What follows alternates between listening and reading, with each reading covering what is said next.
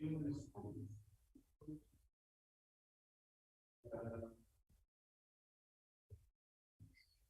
you very much.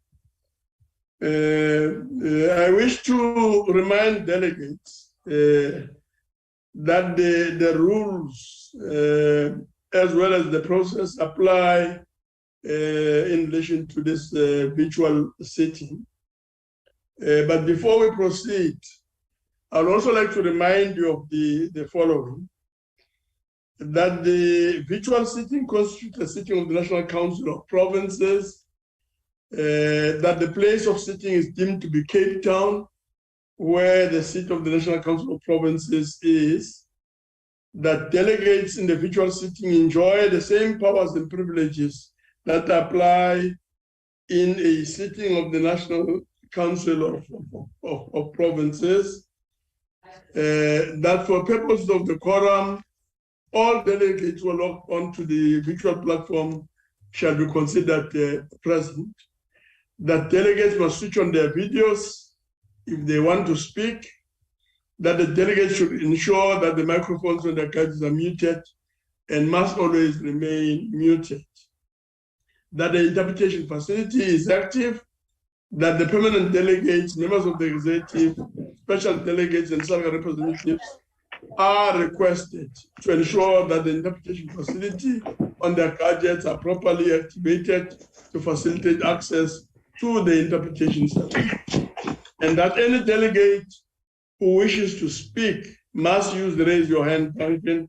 And as we have said so often, by now, honorable members are familiar with the raise your hand icon. Having done so, having done that, gone through that part, I've been told that there'll be no notice of motions or motion without notice, except for the motion on the order paper. I therefore call on the Chief Whip to read the motion on the order paper. So there's no motion, there are no motions except the motion on the order paper in the name of the Chief Whip. I now call on the Chief Whip to read or table the motion on the order paper. Chief Whip.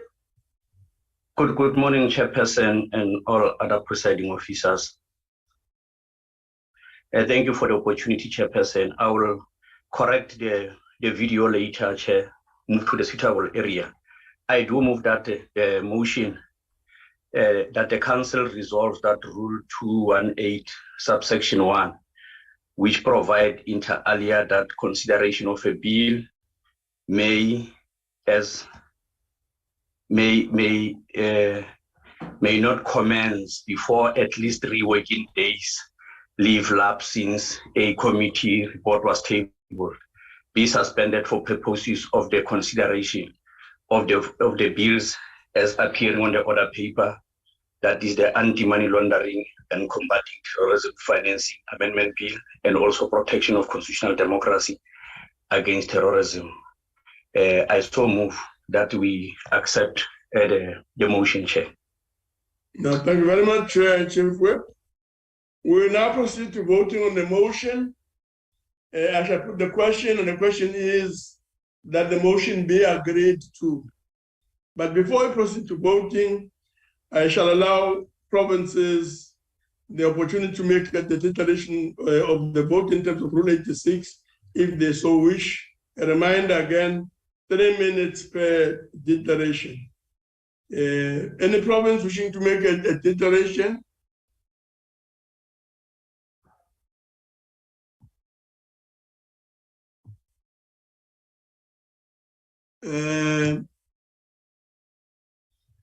It doesn't seem, it doesn't look as if there's any province wishing to make a declaration. And now call upon the provinces to cast their votes. And when called upon, heads of delegation must indicate whether they vote in favor, against, or abstain. We shall do so in alphabetical order. We'll start with the Eastern Cape. Eastern Cape. Thank you very much, Honorable Chairperson. Eastern Cape vote in favor of the motion. Thank you. Thank you very much. Eastern Cape votes in favor of the motion. Free State? Free State vote in favor, Chairperson. Free State vote in favor. Gauteng? Gauteng in favor, Chairperson. Gauteng vote in favor. Thank you, Honorable Dango. KwaZulu-Natal? KwaZulu-Natal ayaseka sihlalo. KwaZulu-Natal ayaseka, supports. Limpopo? Limpopo vote in favor, Chairperson. Limpopo votes in favor. Mpumalanga? Mpumalanga vote in favor. Mpumalanga is voting in favor. Northern Cape? Northern Cape vote in favor, Honorable Chairperson. Northern Cape is voting in favor. Northwest? Northwest vote in favor, Honorable Chair. Northwest vote in favor. Western Cape? The Western Cape does not support the motion. So I'm voting against. Yes, Chair. Western Cape is voting against. Voting is now closed. So 8 out of 9 provinces have voted in favor. I therefore declare the motion agreed to in terms of Section 65 of the Constitution. Thank you very much. We then move to the first order. We'll now proceed to the first order. Consideration of the report of Select Committee on Finance, agreement of South Africa's membership of the Asian Infrastructure Investment Bank, AIIB, dated 9th December 2022.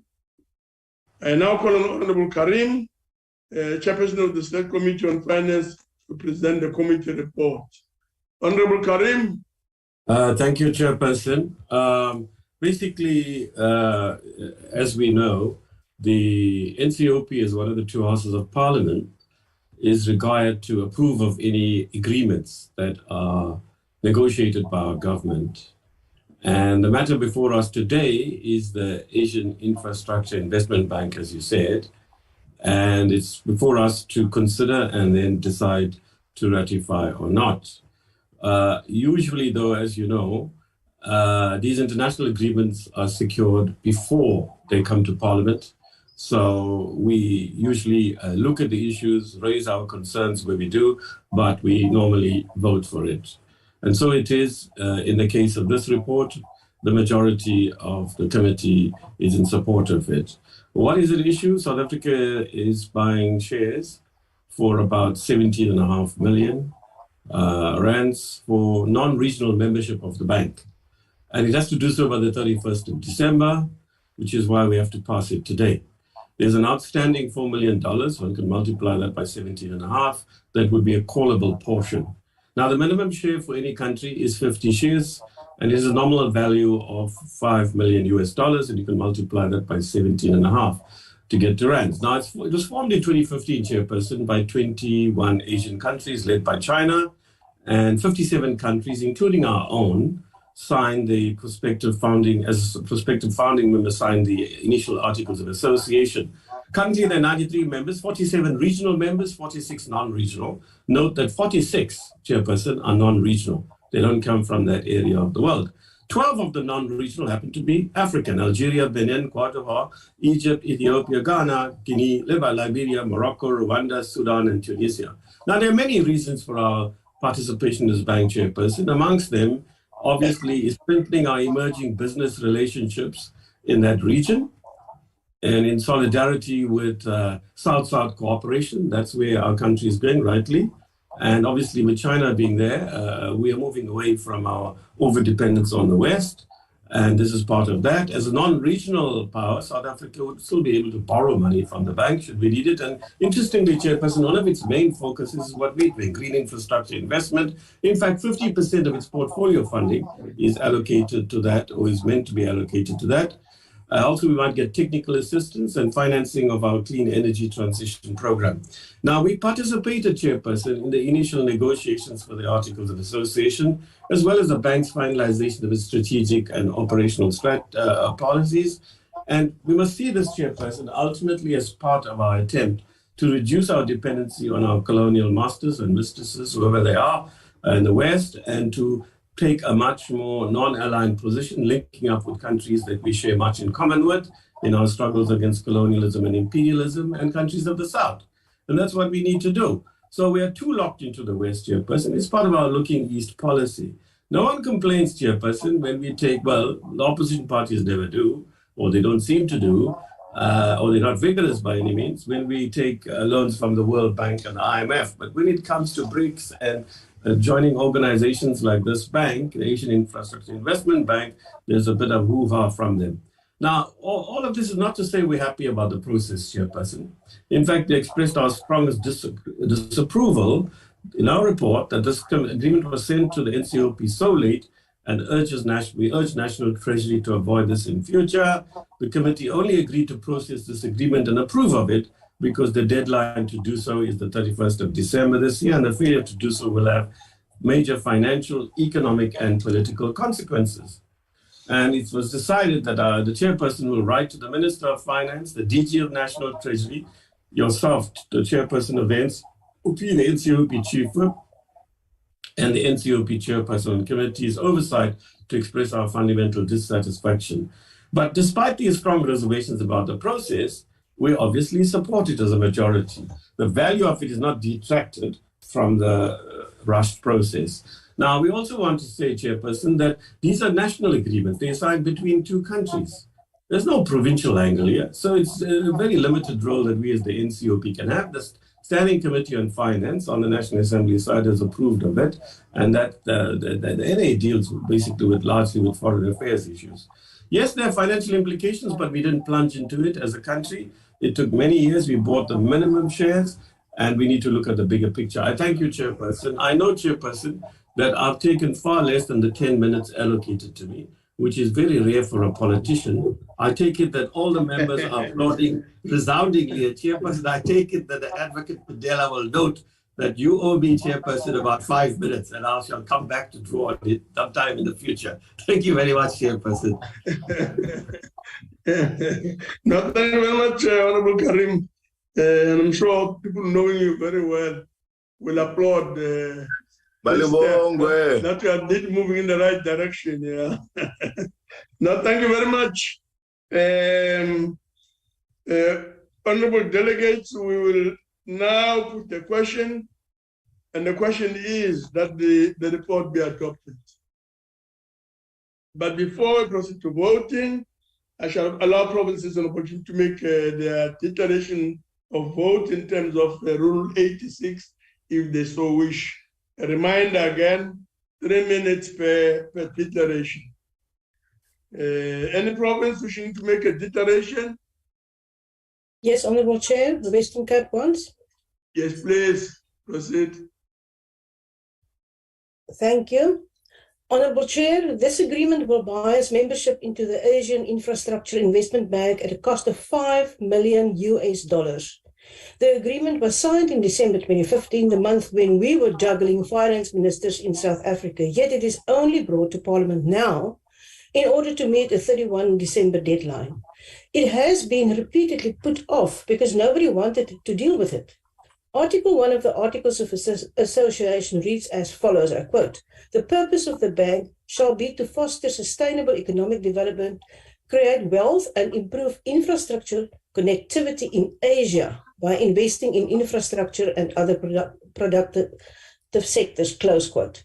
It goes on to talk about promoting regional cooperation in Asia.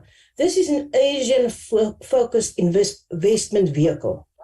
As Treasury made their presentation to the committee, they clearly stated on slide number 8, I quote, "South Africa's participation in the AIIB was intended to be a symbolic gesture geared towards strengthening burgeoning business relationships in the Asian region, close quote.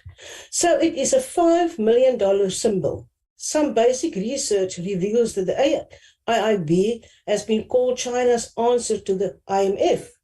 And now that we have heard this, it becomes clear that this is a $5 million tribute paid to China. This is alarmingly similar to the donation that this ANC government wanted to make to Cuba.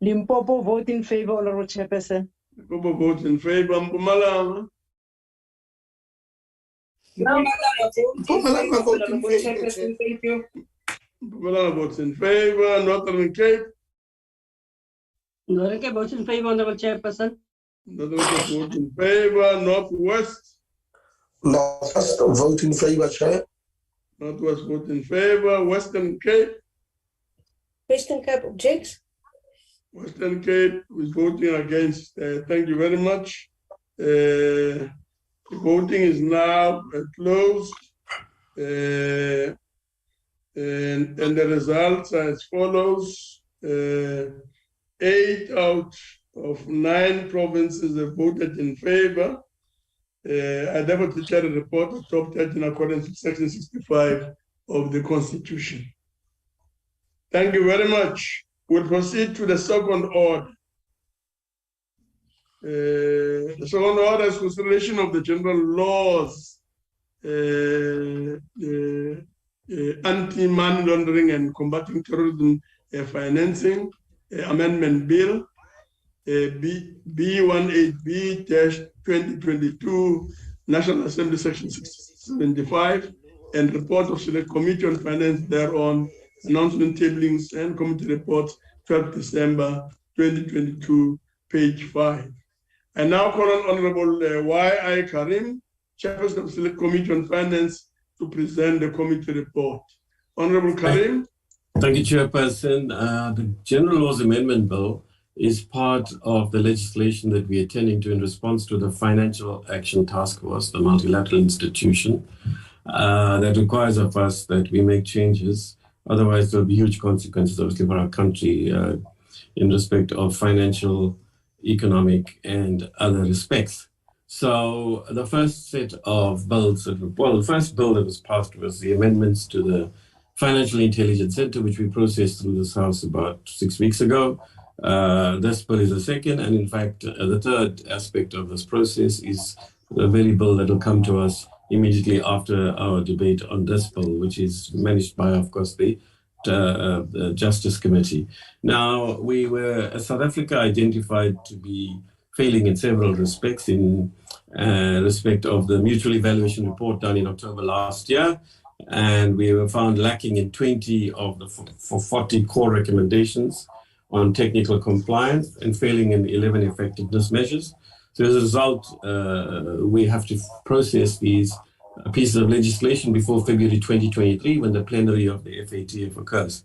Now, the weaknesses, Chairperson, are mostly around anti-money laundering processes, combating of financing of terrorism, and the proliferation regulatory framework. So the problem isn't just the legislation, Chairperson. They point, of course, obviously, to the practical issues, the lack of successful prosecutions of those accused of corruption, the freezing orders of funds, policy and operational documentation. They want action from us. So passing the bills in itself or in themselves is not going to satisfy them. This bill amends different pieces of legislation falling under different portfolio committees and select committees: the Trust Property Control Act, the Companies Act, the NPO Act, and the Financial Sector Regulation Act. They're only one of the pieces of legislation that falls under our portfolio. We've reported, Chairperson, in the ATC on the 10th of December, and I ask members if they care to look at what it's all about. But I'll just deal with the three main themes. There are on public participation, inconsistencies between this bill and the pending NPO amendment bill, and capacity. So the first issue, obviously, we reiterated our dissatisfaction with the process. National Treasury brought it so late to Parliament, and we, of course, got it at the tail end. However, the committee recognizes that it was only a year ago that the final report was done by the FATF, and National Treasury began engaging with various departments because it's a multidisciplinary, if you like, bill. And it will take it through cabinet. The process, as you know, Chairperson, is quite strenuous and onerous, but the bill was brought to Parliament in August this year.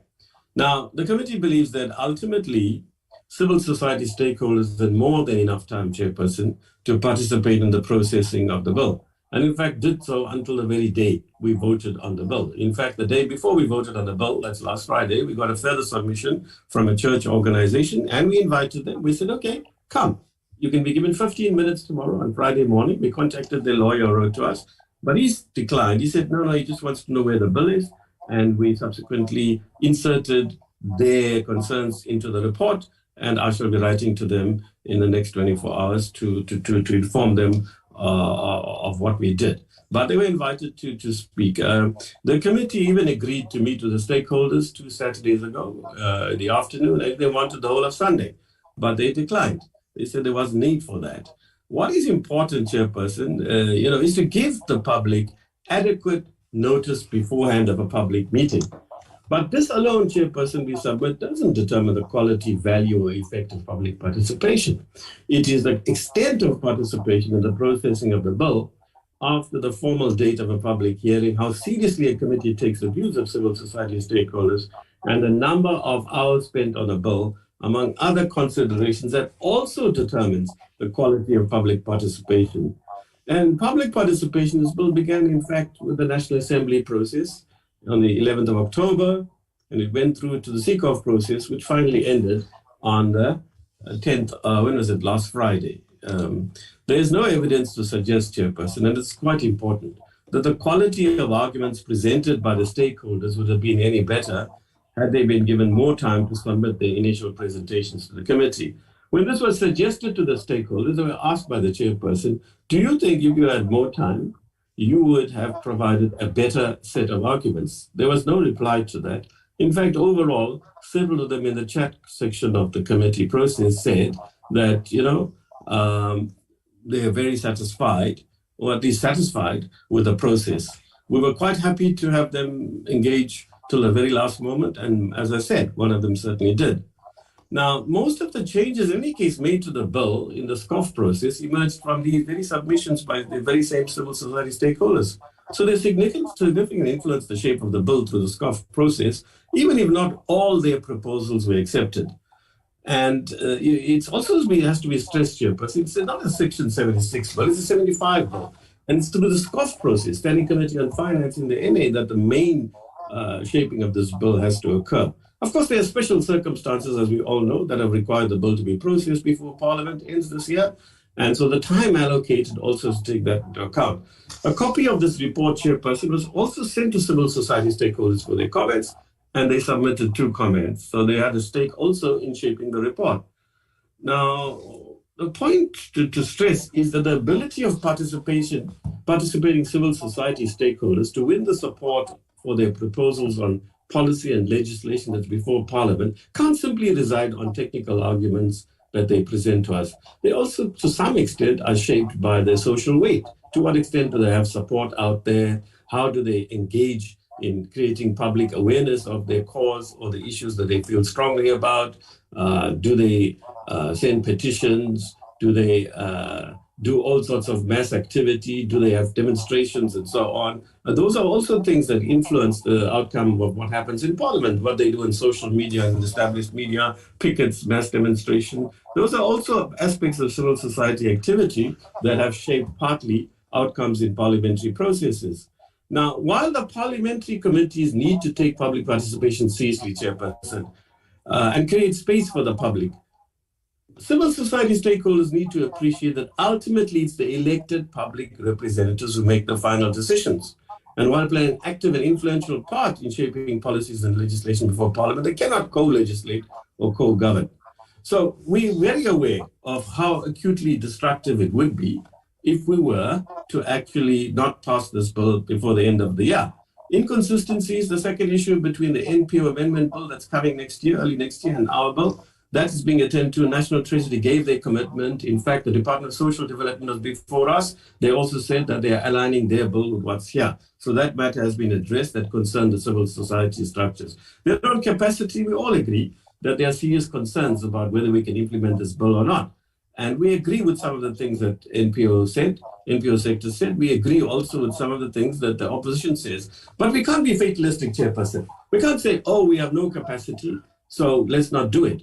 There's a bigger issue here, Chairperson. The consequences of not doing this for our economy, our finances, our banking institution, our budget, and service delivery and development. So you have a trade-off. And we must all put the shoulder to the wheel. So we've instructed National Treasury in our recommendations to work with these NPO organizations, work with them. Where they have skills that we don't have in the state sector, let's draw on them without them taking over co-governing. Why are we afraid of civil society stakeholders? Progressive civil society stakeholders, or those who've got technical skills, they should be used by the structures of government. We ourselves, the majority of party, have said that we don't have all the capacity. We need support. We need cooperation. So let's engage with civil society while being wary about them. Sometimes, some of them at least, want you to take over governing. So we also do not agree with the stakeholders' recommendation, Chairperson, that the Financial Intelligence Center should supervise and monitor the NPO sector rather than the DSD.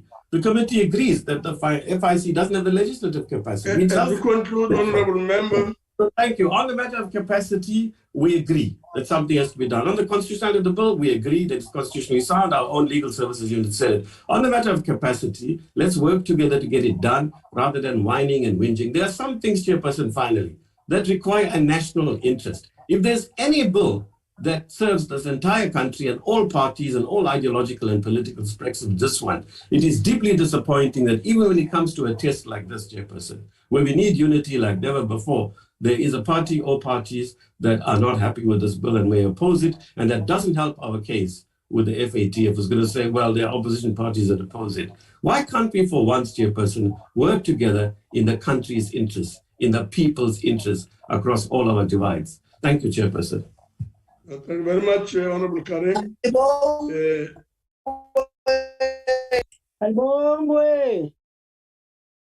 No, thank you very much. We will now proceed. Before we proceed to voting, I shall now allow political parties an opportunity to make their declaration of vote in terms of Rule 78, if they so wish. Again, maximum 3 minutes per declaration. Any political party which will make a declaration, I see Honorable Ryder, he will be followed by Honorable Detroit. In that order. Ryder. Thank you very much, Chairperson. The bill before the House contains many sound components and is in fact long overdue. South Africans have seen the failings of our financial monitoring systems, as nobody picked up the erroneous 14 million rand NSFAS payment to Sibongile Mani. Nobody's queried the large sums of money that have flowed into politicians' accounts during state capture. Nobody asked why large purchases were made in cash by Malusi Gugaba, or where Ace Makashule's children found the money to buy cars valued over 2 million rand each. Nobody commented when they saw the money looted from VBS Bank hitting the accounts of well-connected people. Our systems failed. And make no mistake, this has been seen by worldwide organizations like the FATF, who have also used their experience to point out some other glaring problems within our systems, particularly relating to non-profit organizations, to trusts, and to beneficial ownership generally. So the introduction of a bill was extremely necessary. Treasury had been working on one for some time, but with little urgency until the threat of grey listing began to loom large. Suddenly, the bill was thrown together in haste and dumped on Parliament to deal with in a hurry. And as we have processed the bill, it has become evident that Treasury has in fact done a pretty good job of dealing with many of the issues. But like with many rush jobs, there have been some things that have not been properly thought through. The example that has taken the most time to deal with was raised by the public participation process and related to the reporting required by NPOs under the proposed legislation. In an admission of guilt, Treasury produced a B version of the bill in response, greatly reducing the burden that they had introduced. While this goes a long way towards mitigating the problems, it does not get rid of them entirely. And under questioning in committee last week, it again emerged that practical issues around the implementation of the bill have not been adequately thought through.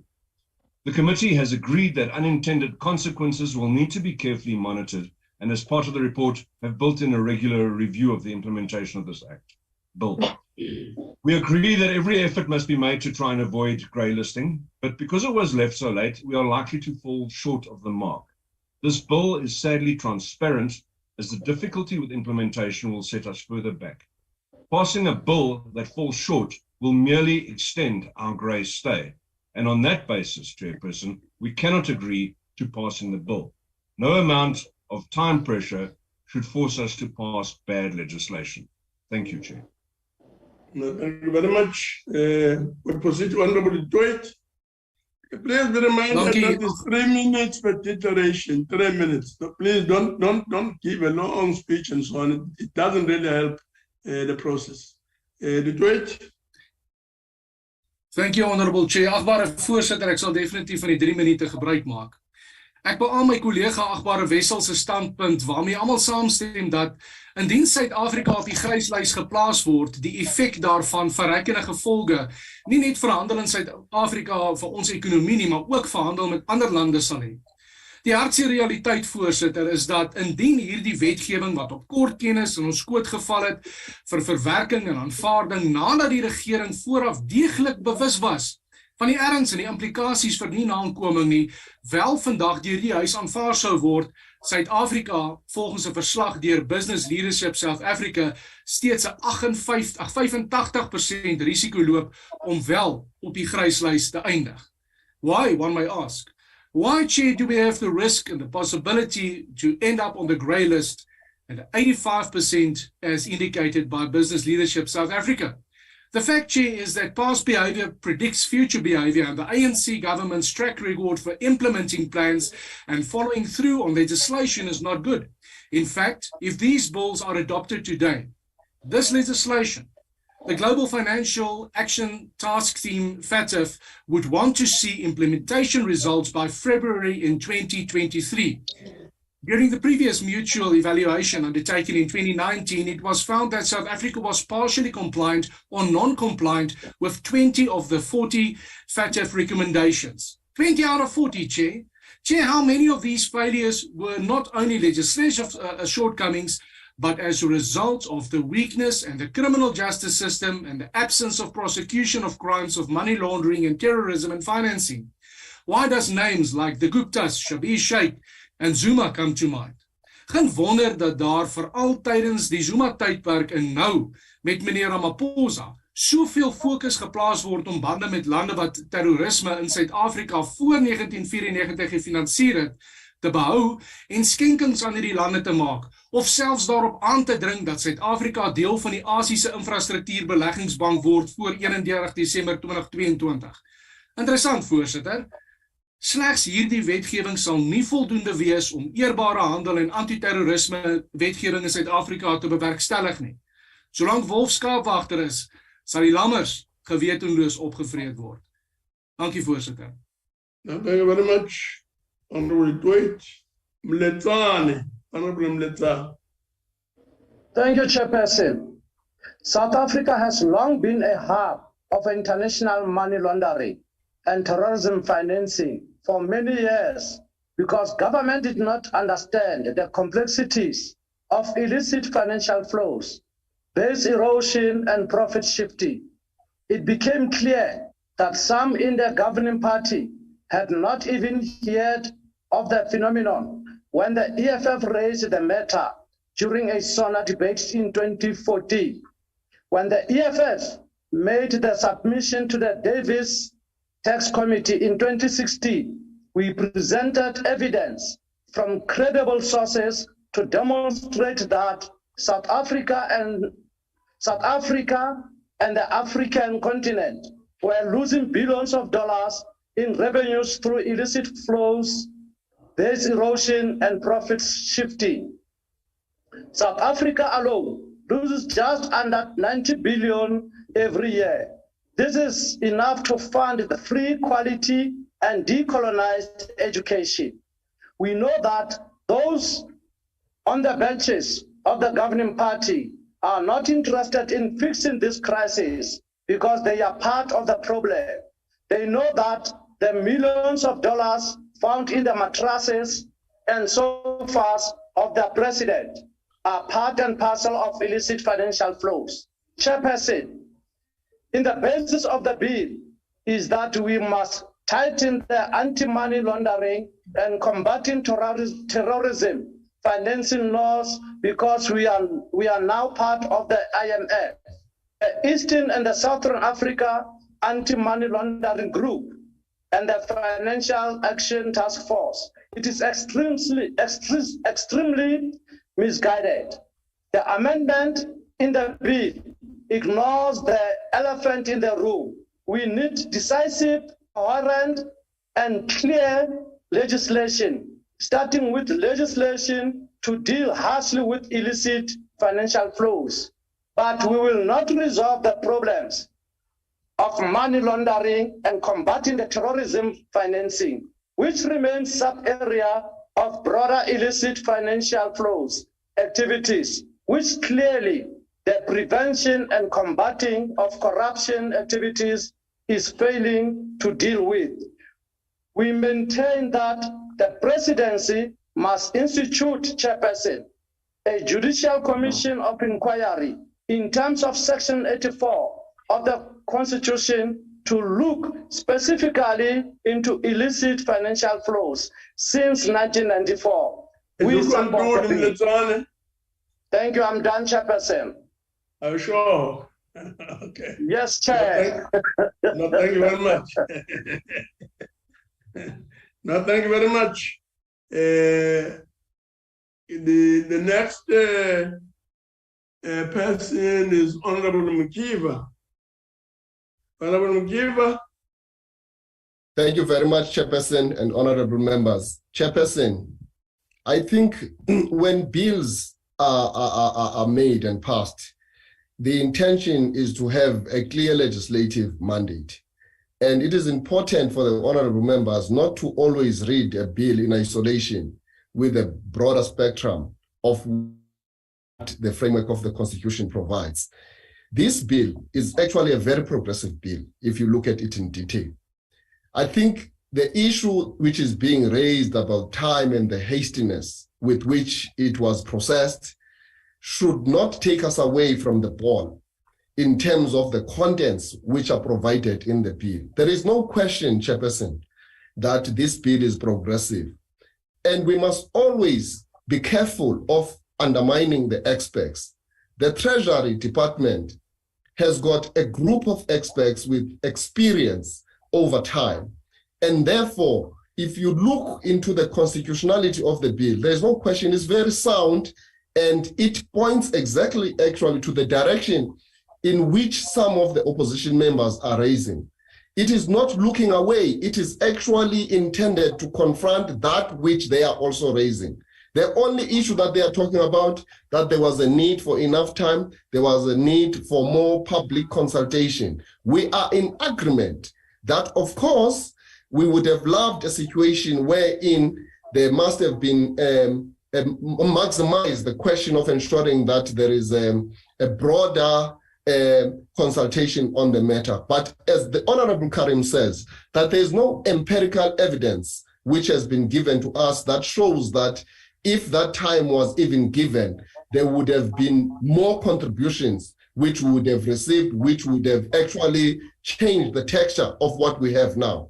As it were, Chairperson, the ANC supports that we cannot afford to postpone or to refer or to defer this bill. It has to go through right now because we are dealing with the matters which are entailed right now. And I want to say, Chair, that a bill is a living document, as the Act is a living document. And the intentions are very clear of what it intends to do.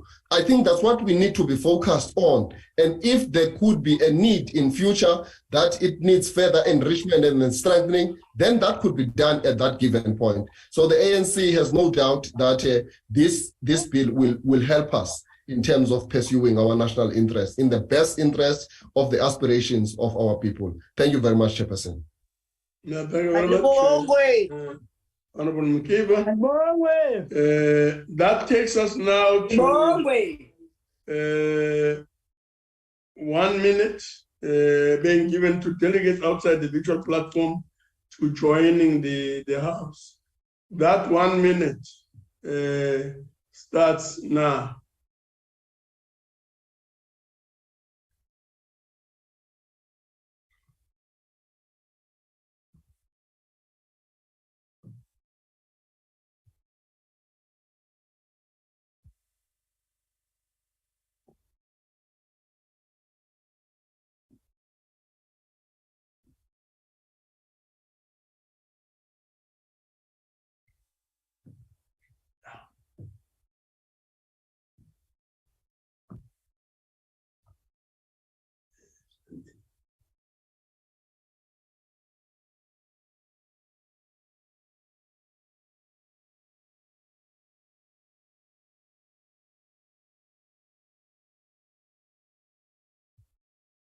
The minute is now over.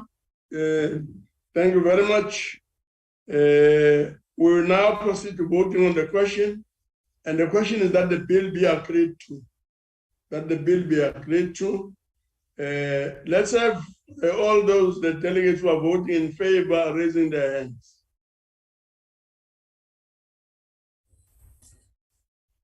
Njalo vote in favor. Your hands and leave them there. Lekanyane Limpopo vote in favor. Lekanyane Limpopo vote in favor. Yes, your votes are and your are noted. Nkosi as chairperson from KwaZulu-Natal is voting in favor. Nkosi as vote noted. Please keep those hands up.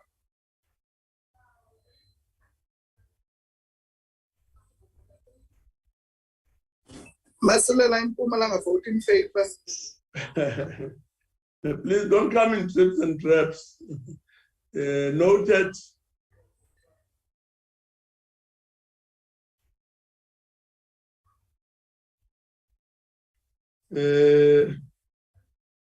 I'm sure the hands can now be lowered. Thank you very much. We now move to those who want to vote against. Please raise your hands and keep them up. Those voting against?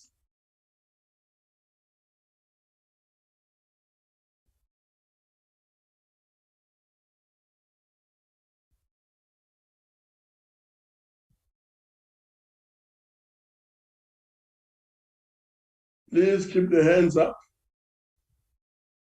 Thank you very much. We'll now move on to, please lower your hands. We'll now move on to those who are abstaining. Those who are abstaining, please raise your hands.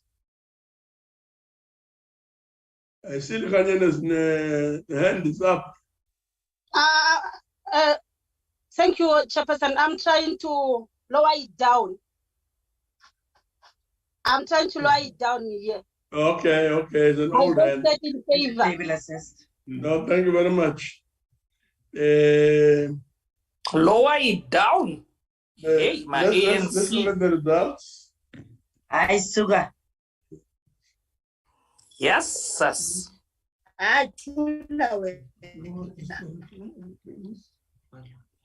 Babato, are you back? I'm here. Thank you very much. The results, voting is closed. The results have now been submitted, and they read as follows. In favor, 34, against 12, abstention 0. The bill is therefore agreed to in terms of Section 675 of the Constitution. Thank you very much. We will move on to the third order. The third order is consideration of protection of constitutional democracy against terrorist and related activities amendment bill B15B-2022, National Assembly Section 25, and report of Select Committee on Security and Justice thereon, announcements, tablings, and committee reports, 12 December 2022. I now call upon Honorable S. Shaik, Chairperson of the Select Committee, to present the committee report. Honorable Shaik. Thank you very much, Honorable Chairperson, and greetings to all honorable members. The Protection of Constitutional Democracy Against Terrorist and Related Activities Amendment Bill B15B 2022, also known as the POC-DETARA Amendment Bill, was referred to the Select Committee on Security and Justice on the 29th of November 2022. The committee reports that it has agreed to the bill without proposed amendments. The amendment bill aims to bring the Protection of Constitutional Democracy Against Terrorists and Related Activities Act 33 of 2004 in line with developments in international law, to give effect to certain constitutional court judgments, and to address certain challenges in conducting investigations and prosecutions. The bill addresses the findings made by the 2019 mutual evaluation conducted by the Financial Action Task Force, the FATC. South Africa scored poorly in the evaluation with serious deficiencies in 20 of the 40 FATF recommendations, as well as in 11 effectiveness measures. South Africa was put under an intensive observation period of 1 year by the FATF, which ended in October 2022. South Africa is now expected to submit a follow-up post-observation period report to report on progress made to address the deficiencies. To address the technical compliance deficiencies, the POC-DTARA and General Laws Anti-Money Laundering and Combating Terrorism Financing Amendment Bill 2022 was submitted to Parliament for processing. The POC-DTARA Amendment Bill addresses 2 of the 20 technical compliance measures and is a fundamental component to avoid the country being grey-listed. Honourable Chair, on the 28th of November 2022, the Minister of Police addressed a letter to the committee requesting that this bill be dealt with as expeditiously as possible to prevent South Africa from being grey-listed by the FATF. The first briefing to the committee by the Deputy Minister of Police was also held on the 30th of November 2022. The committee advertised the call for written submissions and requests for oral hearings from the 30th of November 2022 to Tuesday, the 6th of December on Parliament's media platforms. In addition to advertising the bill for comment, the committee requested participants that made submissions during the NA process to comment on the B version of the POC-DTARA Amendment Bill. The committee received 6 written submissions from the public, and to further facilitate meaningful public participation, the committee hosted public hearings on the 7th of December 2022, and 3 organizations made oral presentations to the committee. The committee also met with the Institute for Security Studies to gain an in-depth understanding of the background to the bill, as well as developments with regard to terrorism in the region and the continent. On the 8th of December 2022, the committee proceeded to receive the department's responses to written submissions. The thrust of all the submissions made to the committee were in relation to the following key issues: definitions and offences unjustifiably impact on the constitutional rights to freedom of religion, freedom of expression, and freedom of association. That the proposed clause prohibiting the publication of unlawful terrorist content be returned to the bill, as this is an important tool for preventing the radicalization of South Africans. There were objections to the removal of Section 1, subsection 4 of the Principal Act, the removal of the phrase, and I quote, including any action during an armed struggle. This would immediately remove any possibility for acts of violence from being condoned under Section 1, subsection 4, and therefore open up the definition to easily prosecute anyone engaging in acts of violence. That Parliament introduces a humanitarian exemption clause in order to protect impartial humanitarian action carried out by trusted humanitarian and impartial organizations. And the definition of terrorist activity was considered to be too wide, vague, and broad. Some of the responses and committee deliberations related to that the definition of terrorist activity should be read in its entirety. The definition seeks to explain that there needs to be a link between the activity that can cause harm and the intention to achieve the objectives. If activities lack the necessary terrorist intent, which is usually aimed at terrorizing the civil population or government, it cannot be considered as terrorism under the Act. If one element is missing, the crime is not established. The circumstances and evidence of each particular case will have to be looked at to arrive at a conclusion. And prosecution under POC-DTARA is only possible with the written authority of the National Director of Public Prosecution. Freedom of religion, expression, and association are rights that are protected in terms of the Constitution of the Republic of South Africa, but are not without limitation in terms of Section 36 of the Constitution.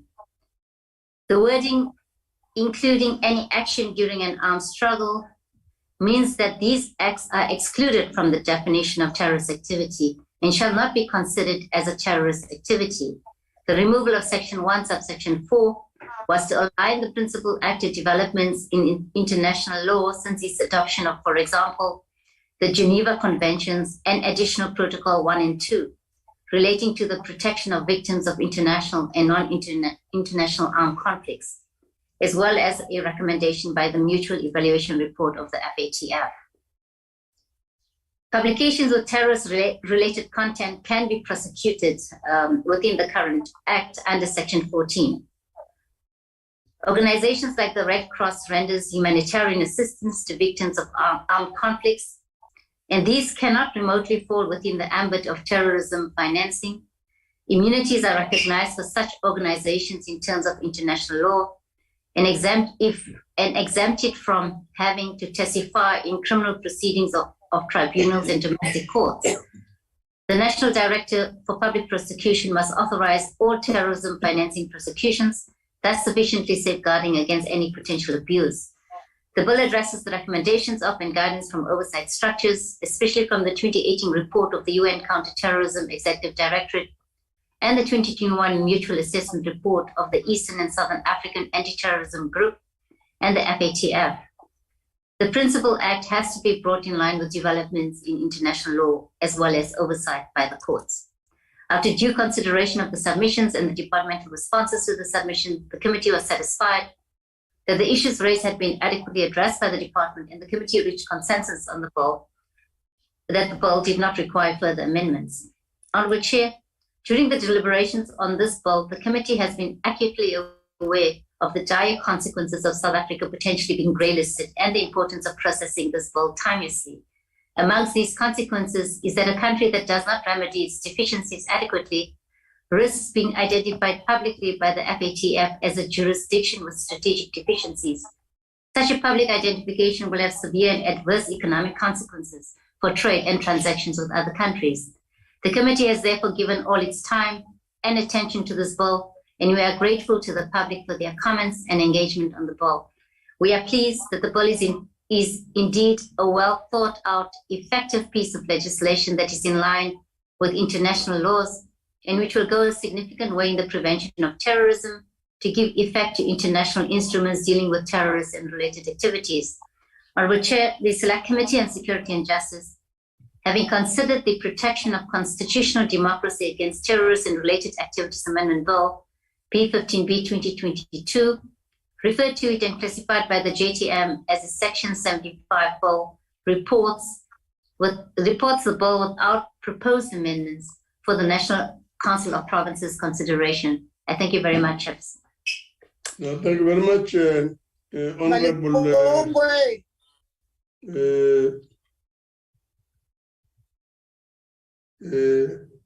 Shaik.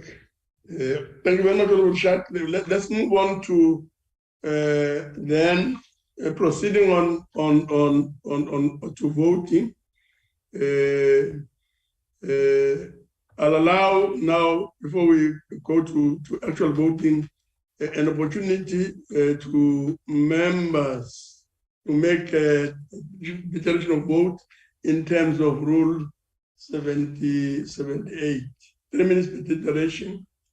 Anyone wishing to make a declaration, I see Milakis there. Jean Mikalakis from the Free State, to be followed by Honorable Litoit from Northwest, in that order. Mikalakis. Thank you very much, Honorable Chairperson. Chair, the DA in this House believes that the bill before us today is in essence not a bad piece of legislation. We thank the ISS for their massive contribution in the processing in the process of arriving at this bill. However, the flaws contained in it are serious. The definition of a terrorist act in this bill merely contains harm as an element of the crime. Chairperson, to give an indication of how wide the term is, harm against a person can be anything from an unkind word to murder. Violence and intimidation, along with other aspects, must be elements of the crime of terrorism. Now, there are certain aspects in Part A of the definition that do not cover violence and intimidation, and there are also certain aspects in Part B of the definition that don't cover violence and intimidation. Therefore, there are some acts that don't meet the requirements of violence and intimidation that can be defined as a terrorist act in terms of this bill. This is madness and opens it up to serious abuse. It is argued that the use of the term harm is there to cover cyber terrorism, but it's not only the cyber terrorism aspect that has mere harm as an element. It is a very, very dangerous path to go down. There also seems to be no mechanism in place in this bill that will safeguard those giving humanitarian aid, since these stipulations were removed from the earlier Act's Section 1, subsection 4. The committee should have spent more time on this, considering it more carefully.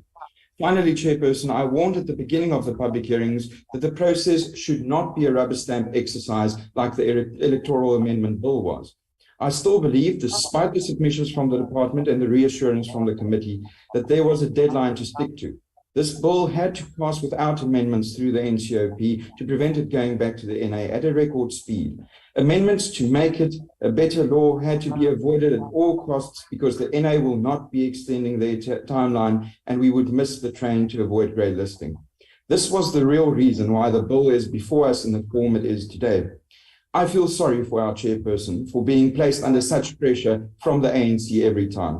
The Ncop and the Select Committee in particular has once again bowed under pressure from the executive branch and the National Assembly's lack of regard for time. Chairperson, at our core, we are supposed to be good lawmakers. I know that not all have the capacity to be that, but for those who do, in this regard, seriously failed in this bill, ensuring that we pass the best possible bill for the sake and the interest of the country. We cannot support this bill. Thank you.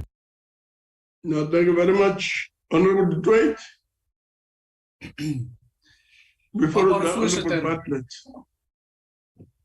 Agbare voorsitter, die Vryheidsfront Plus is op rekord dat terrorisme beveg moet word. Die wysigingswetsontwerp op beskerming van grondwetlike demokrasie teen terrorisme en verwante aktiwiteite is belangrik om die internasionale gryslys te vermy, maar ook vanweë die wesenlike gevaar van terrorisme in Suid-Afrika. Die Julie 2021 onrus spreek hiervan, voorsitter. Individue in die regeringsstrukture en gesagsposisies wat terreur beplan het en 'n poging aangewend het om die land te destabiliseer. Wat was hierdie aksie anders as terrorisme?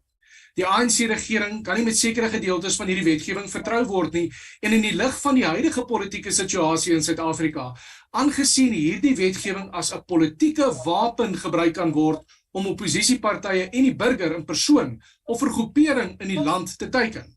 Chair, the ANC can misuse certain sections of this bill as a political weapon. For instance, the replacement of subsection 5 of the bill that reads as follows, open quote, notwithstanding any provision in any law and subject to subsection 4, a political, philosophical, ideological, racial, ethnic, religious, or any similar motive shall not be considered for any reasons, including for the purposes of prosecution of extradition, to be a justifiable defense in respect of an offense of which the definition of terrorist activity forms an integral part, close quote. We as the Freedom Front Plus have a political responsibility to ensure that the ANC be removed from power, Chair, to the benefit of the country. But with this legislation, it is, in its amendment form, the government can act against any political party or a person that opposes the ruling party openly. This legislation reminds of similar legislation in China, where the democratic rights of individuals are undermined and their freedom of speech, freedom of association, and freedom to choose is prohibited and regulated. Dit is onhutsend, voorsitter, dat die regering op hierdie wyse wetgewing wat veronderstel is om die burger te beskerm kan misbruik om enige persoon, kerk, politieke party en burgerlike organisasie te onderdruk en te smoel om as diktator te regeer en in werklikheid sy ware kleure as onderdrukker te toon. Tot op hede het die ANC keer op keer bewys dat hy wetgewing vir eie gewin misbruik. Die probleem is dat daar persone is wat dade van terreur gepleeg het en as terroriste geïdentifiseer was, wat vandag ondersteuning aan hierdie wetgewing gaan bied. Die Vryheidsfront Plus kan nie hierdie wetgewing ondersteun nie. Dankie, voorsitter. Thank you very much. Honorable Bartlett. Thank you very much, Chairperson. Chair, if you can just allow me to speak without the video. Honorable Chairperson, as the African National Congress, we support amendments in the Prevention of Constitutional Democracy Against Terrorists and Related Activities Amendment Bill, which is commonly referred to as a POGDATRA bill. Honorable Chairperson, The bill, among other things, intends to delete, amend, and insert certain definitions for purposes of alignment with international instruments adopted upon implementation of the Act, to provide for offences related to terrorist training and the joining and establishment of terrorist organizations, to provide for offences related to foreign travel, to provide for offences in respect of the possession and distribution of publications of unlawful terrorism. Related content, to provide for authorization to be obtained from the Director of Public Prosecutions in respect of the investigation and prosecution of certain offences. Honourable Chair, we have provided for public comments on the bill and received comments from the public. We appreciate comments we received as they help in entrenching the principle of representative and participatory democracy. In the end, Chair, we have considered the public comments as they assist in building. Yes, who will be point of order? I just want to know where the Honorable Bartlett has ever seen an unlawful terrorist. That's not a point of order. It's not a point of order. Please proceed. In the end, Chair, we have considered the public comments as assisted in building a common consensus on the bill. Our support for amendments in the bill is informed by the imperative to create a safe and a better Africa and a better world. We are of the firm view that acts of terrorism and related activities militate against the stability and development of our country, the continent, and the world. We are mindful that terrorism or acts of terrorism are evolving with time, and that there are different manifestations of terrorist activities that the world continues to experience. And as such, it is necessary to update the definition of terrorist activity in the Act. Hence, the amendments in the bill, indeed, the world has changed drastically since 2004, which has been compounded by development in information and technology.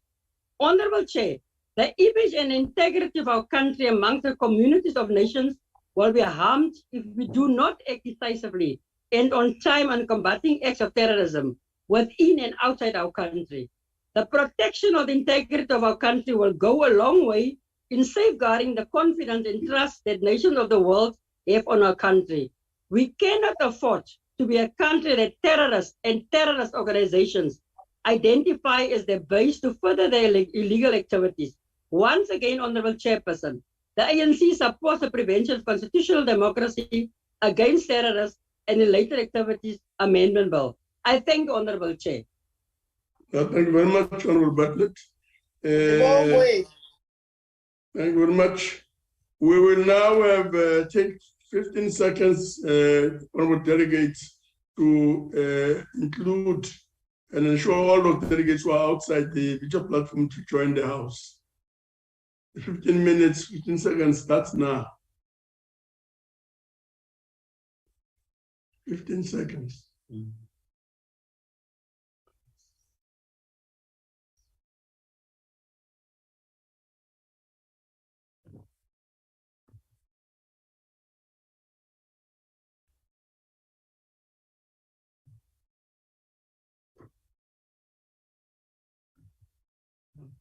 Dan, thank you very much.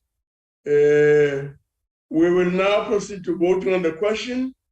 And the question is that the bill be agreed to. That the bill be agreed to. We'll start with those delegates who are voting in favor. Please raise your hands.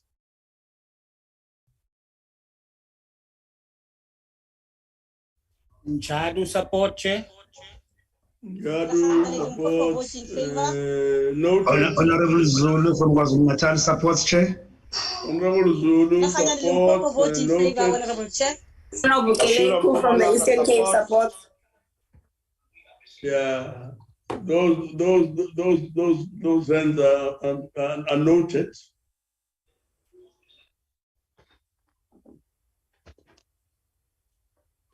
Any other? No. I hope, Chair, you see as Sinkos's hand is up. Yeah, no, it's okay. We can see that. Your hand is, as Nkosi is up. Yeah, this time Mashilo's up hands, Chair. I hope you see. Mashilo. Mashilo's hand is also up there. Thank you, Chair. Thank you very much. Mutsama, I supported, Chair. Oh, okay. Mutsama's hand up show is noted. He better change that picture. Honorable Chair, is struggling to lower her hand, but it seems as if it's not lowered. It will be lowered. Noted, we promise Okay, noted, thank you. Kanyane. Yeah, because I voted in favor. Okay. And noted. Hey, I'm sure the counting now should be done. And I'm sure the hands can be lowered. Thank you very much. Let's look at those who are voting against. Please raise your hands. Those voting against. I see Don't Dare, Detroit, The Brain, Badenhorst, Boshoff, Christian Ryder, Mikalakis, Bacha, Labuskachne, and I'm sure the others then follow. Keep your hands up there. I'm sure the hands can be lower. I'm sure counting is done. Thank you very much. Let's look at those hands that are voting against. Please, let's see. You have concluded against. You have concluded against. Sorry, abstain. Abstain. Yes. Those hands that are abstaining, please indicate. Any abstentions? None. Thank you very much. Voting is now closed. It's now closed. We await the results from the table. In favor is 32. In favor is 36. 13 against, 0 abstentions. So 36 in favor, 13 against, 13 against. The bill is therefore agreed to in terms of Section 75 of the Constitution. Thank you very much. We'll now move with a bit of speed and look at the fourth order. We're now looking at the fourth order, honorable members. And the fourth order is consideration of the report of Select Committee on Health and Social Services, announcement tablings and committee reports, 9 December 2022, page 1. List of recommended candidates to serve on the Independent Tribunal for Social Assistance Appeals, dated the 7th of December 2022. And now call on the Honorable M.N. Gillian, Chairperson of the Select Committee on Health and Social Services, to present the committee report. Honorable Gillian. Honorable Chairperson and members of the NCOP, the National Assembly and the National Council of Provinces recently held a joint meeting wherein we were briefed by the Department of Social Development on the appointment and composition of the Independent Tribunal for Social Assistance Appeal. The Tribunal for Social Assistance Appeals allows for SASSA decisions to be challenged so that the government's constitutional obligation to provide access to social security is carried out. The tribunal is constituted in terms of Section 18(2)(b) of the Social Assistance Act of 2004. This simply means that people who are not satisfied with the rejections of the social grants applications have the right to request the SASSA reconsider its decision. It is important to note that the request for SASSA to reconsider its decision must be made within 90 days of an applicant being informed of the outcome of the application or appeal.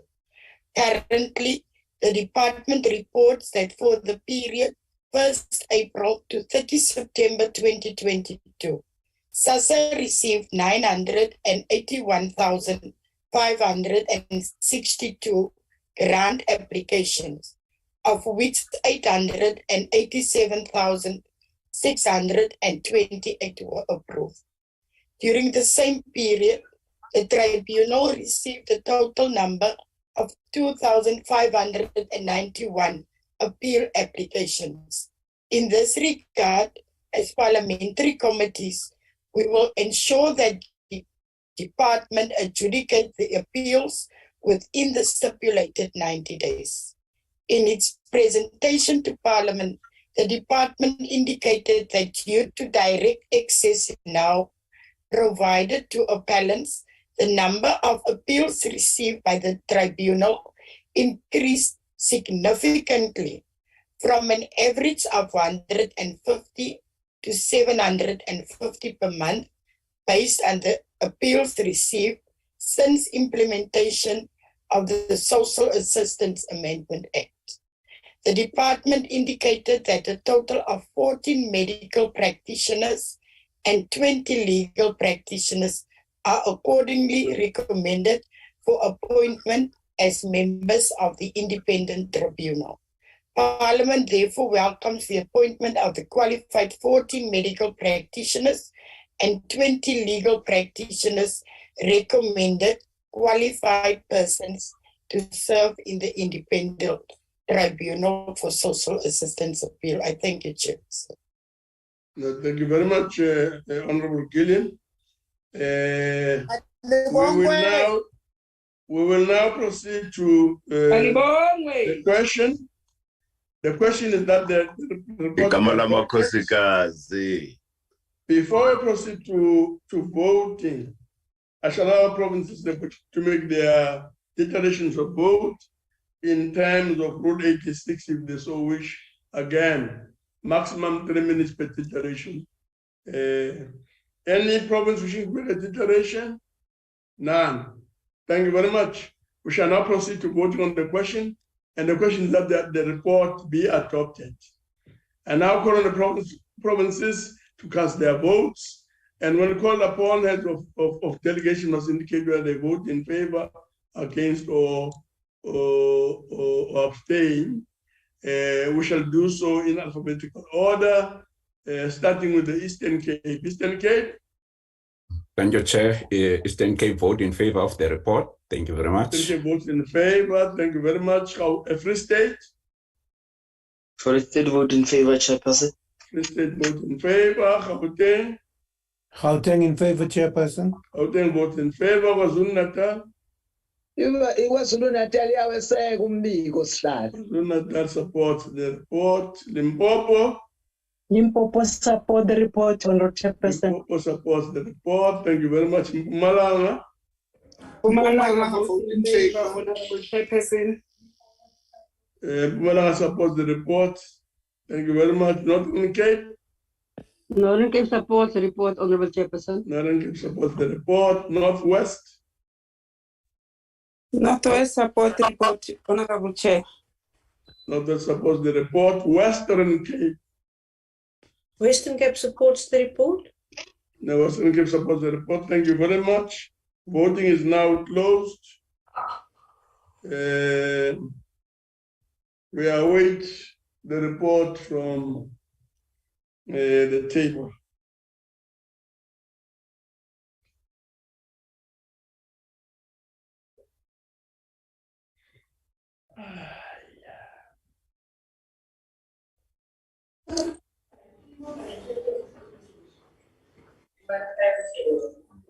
Yes. Thank you very much. Let's see the results.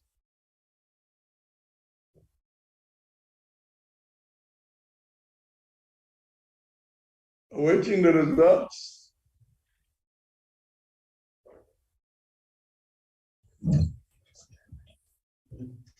Ngwenya vote, Chair.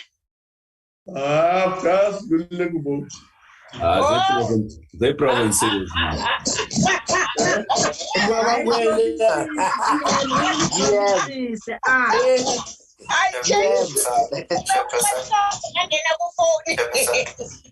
IGM.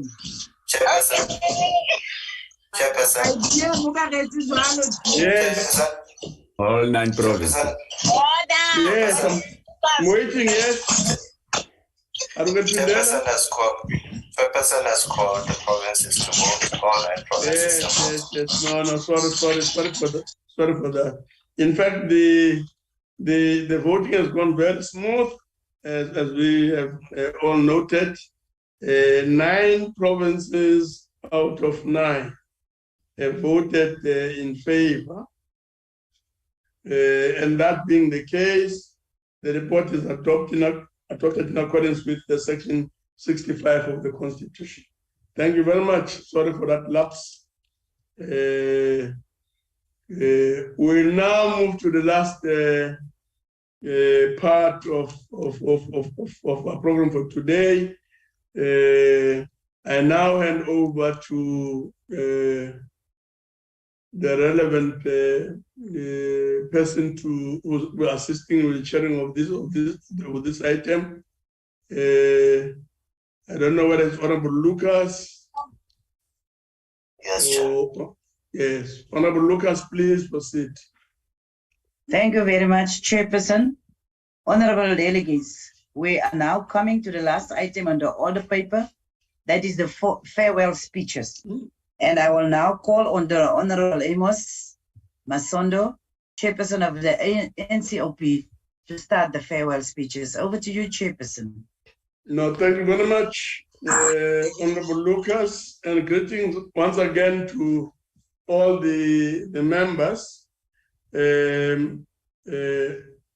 So Honorable Deputy Chairperson, Honorable House Chairpersons, Honorable Chief Whip, Honorable Permanent and Special Delegates, ladies and gentlemen.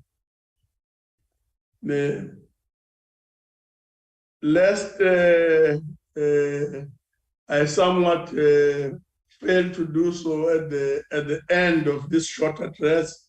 I take this opportunity to wish all delegates a happy festive season and a prosperous new year. Honorable members, we are left with about 14 months before the end of the 6th Parliament. The preamble of the Constitution contains our national aspirations which inspire the work of this Parliament. They include that we must heal the divisions of the past and establish a society based on democratic values, social justice, and fundamental human rights. In this context, the National Council of Provinces has a constitutional responsibility to represent the interests of the provinces. It also provides for the representation of the different categories of municipalities in Parliament and plays an important role in overseeing cooperation among the different spheres of government. To do this, the Ncop makes use of a number of mechanisms, which includes committee work, plenary debates, public participation, and parliamentary diplomacy. On some of the highlights of the work of the Ncop during the 2022 calendar year, there's a question of debates and bills. As per its mandate, this year the Ncop dealt with ordinary and policy debates, reports and bills, including the following: debates on the 2021 Women's Charter for accelerated development, debate on the state of capacity focusing on building a developmental state to take the lead in building a better life for all. Debate on human rights day focusing on the right to equality, to reducing poverty and inequality. Addressing the president of addressed by the President of the Republic on the devastation caused by catastrophic flooding along parts of the eastern coast, which include amongst others the Eastern Cape as well as KwaZulu-Natal. Debate on Youth Day, focusing on promoting sustainable livelihoods and resilience of young people in South Africa for a better tomorrow. Debate on restoration and modernization of our rail infrastructure. Debate on local government week. Debate on indigent support, focusing on subsidization of basic services to indigent households. Debate on cross-border and transnational crime, focusing on waging a concerted battle against cross-border and transnational crime. And the debate on waging a concerted battle against the killing of councillors. The pieces of legislation we passed this year include finance bills aimed at appropriating finances to government departments and allocation of revenues to the three spheres of government. Other bills considered and passed include Employment Equity Amendment Bill, the Criminal Law Forensic Procedures Amendment Bill, the Children's Amendment Bill, and the Financial Sector Bills. Program Director, the bills we passed are meant to contribute to the improvement of the quality of life of the people. We also considered and adopted a number of reports of select committees, including the report of the Select Committee on Trade and Industry, Economic Development, Small Business Development, Tourism, Employment and Labor on engagement with national, provincial, and local and provincial development agencies on strategies to boost economic growth, attract investments, and boost job creation in the Eastern Cape. The report of the Joint Committee on Ethics and Members' Interests regarding the 2021 Register of Members' Interests, in particular, the issue of late disclosures in contravention of Code of Ethical Conduct and disclosure of members' interests. The report of the Ncop Provincial Week, which took place in March, focusing on assessing the state capacity to respond to needs of communities. The report of the Select Committee on Finance with regard to the protocol amendment, amending the agreement between government of the Republic of South Africa and the government of the state of Kuwait for the avoidance of double taxation and the prevention of fiscal evasion with respect to taxes on income. The report of the Select Committee on Petitions and Executive Undertakings in relation to the executive undertakings made by the Minister of Health, Social Development, and Transport, and others during the sittings of the House.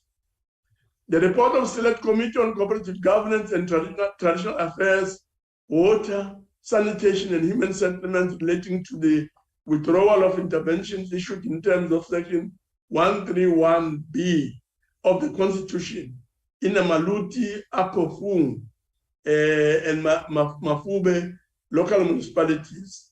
The notice of intervention in terms of Section 1397 of the Constitution and 150 of the Local Government Municipal Finance Management Act in Mangaung metro municipalities and Inokumkichima local municipality.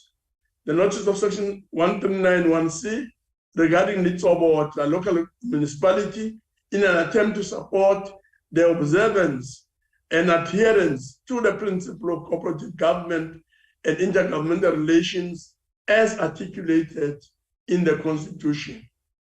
The report of Select Committee on Finance on the 2022 revised fiscal framework and revenue proposals, and the report of the Select Committee on Appropriation regarding expenditure and performance of the informal settlement upgrading partnership grant for provinces, expenditure and performance of the land care program grant, expenditure and performance of the learners with profound intellectual disabilities and maths, science, and technology grants.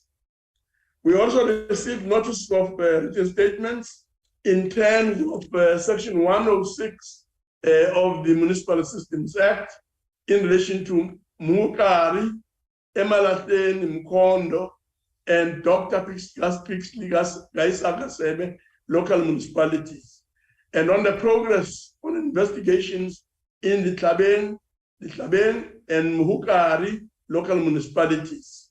Section 106 of Local Government Municipal Systems Act provides that the NCOP must receive a copy of the report of an investigation in relation to non-performance and maladministration in a municipality.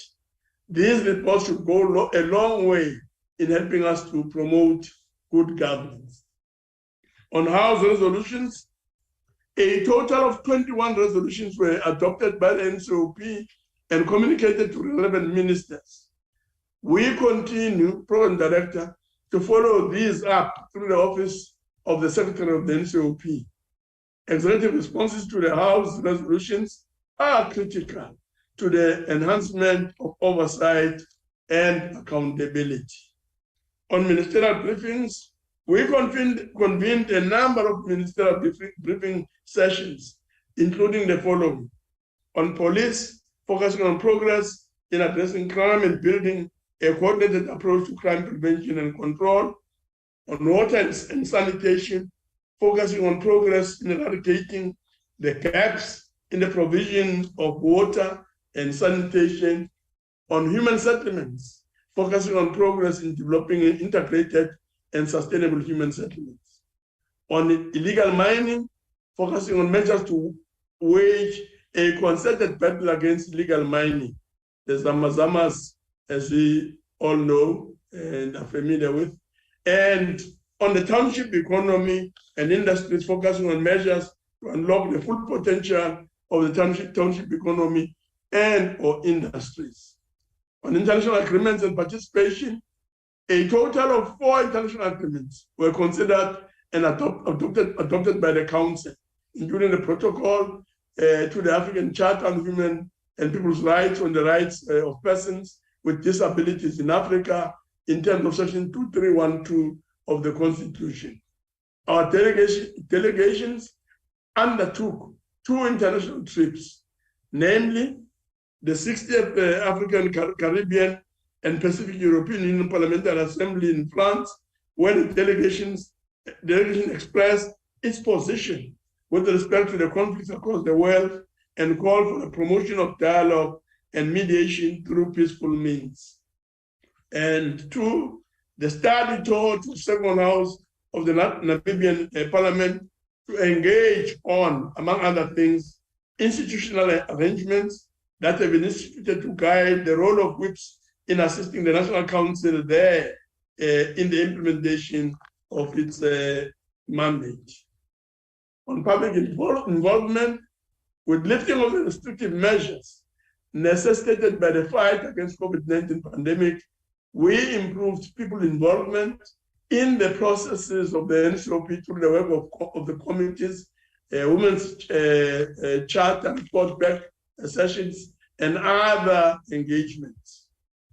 The successful hosting of Taking Parliament to the People program in the Unku District Municipality in KwaZulu-Natal highlighted the importance of sustaining our conversation with the people on matters of development and the need to enhance cooperative government. On questions, honorable delegates, this year the NCOP made history. For the first time in the life of the NCOP and its predecessor, the Senate, we exceeded the 1,000 mark in terms of questions for written reply. The total for the year stands at 1,065. In 2021, the total number was 713, and in 2020, it was 862. This is confirmation of our effort to hold the executive accountable. In conclusion, honorable members, there's a lot we have done, but there's still a lot that we must still do. As Natiba said, if you climb one hill, you realize that there are so many more hills to climb. Fortunately, more and more delegates are getting more alert and sharper. This bodes well for the fight against the triple challenges of poverty and unemployment and inequality. I thank the fellow presiding officers, the chief whip, chairpersons of committees, the whips, delegates, representatives of the South African Local Government Association, and the leadership and staff of Parliament administration for a job well done.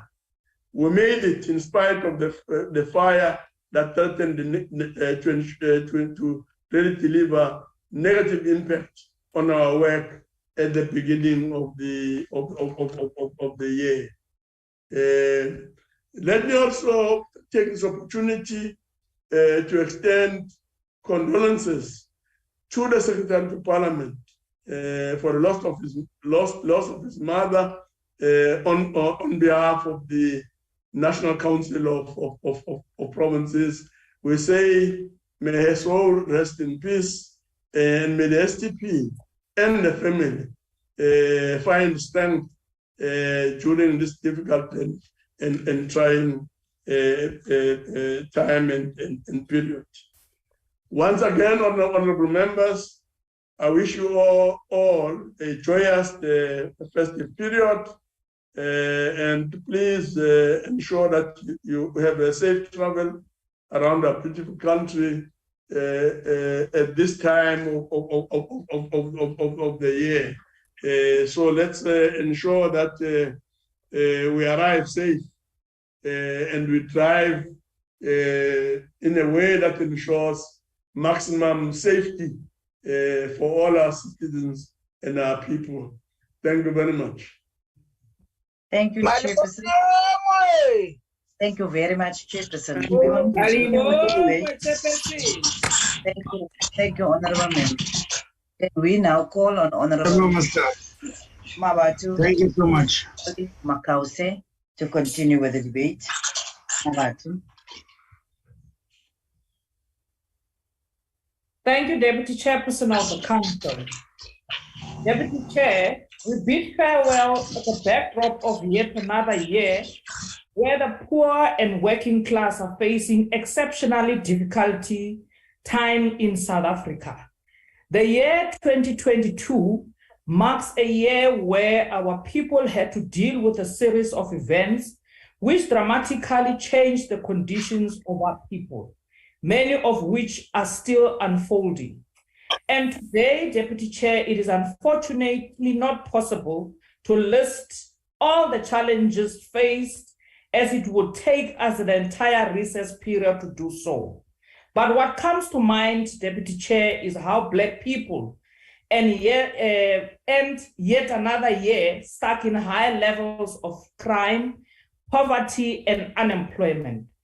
As if that is not enough challenging, earlier this year in April, days of heavy rain across the South African east parts of this country resulted in deadly floods. And today, we are reminded how this government failed to manage a man-made cause of these floods and further failed to manage its aftermath. For there has been no urgency shown regarding challenges faced by victims of this flood across South Africa. Deputy Chair, under the watchful eye of Parliament, the Department of Human Settlement has failed to find any urgency in placing victims of these floods in proper shelters. They opted for community hall, which is inhumane. Instead, they snapped calls made for land provision made by the EFF, and our people remains without the land.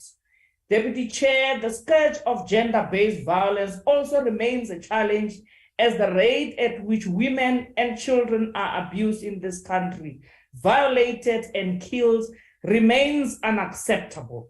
Persons living with disability continues to lack access to adequate health, basic education, with no prospects of securing employment.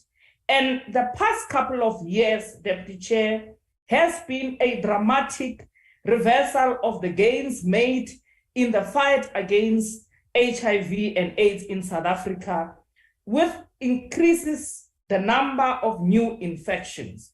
We also face an energy crisis with planned and unplanned power outages, which are as a result of the aging infrastructure, which has had a negative impact on the already ailing economy of this country.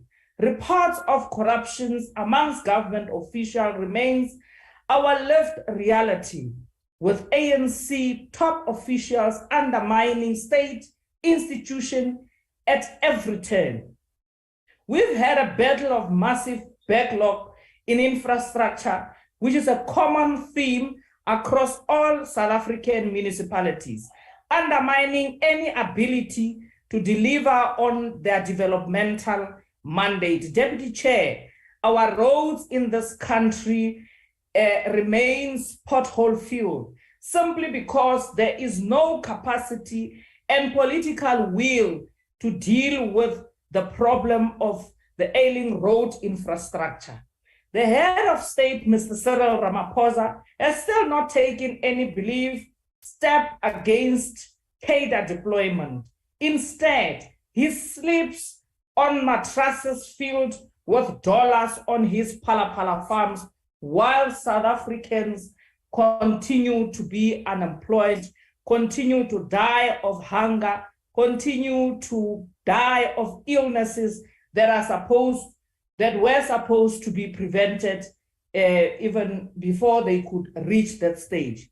Deputy Chairperson, today we reflect back on yet another challenging year for Black people in particular in this country. A sad reminder of all that we have had to endure this year alone, under the watchful eye of Parliament, which is unable to hold the executive to account for their destructive actions. But as the EFF, we remain resolute, Deputy Chair, in advocating for a just society which will redistribute land equally, rebuild health, rebuild education, water infrastructure, and address the unemployment crisis faced by South Africans.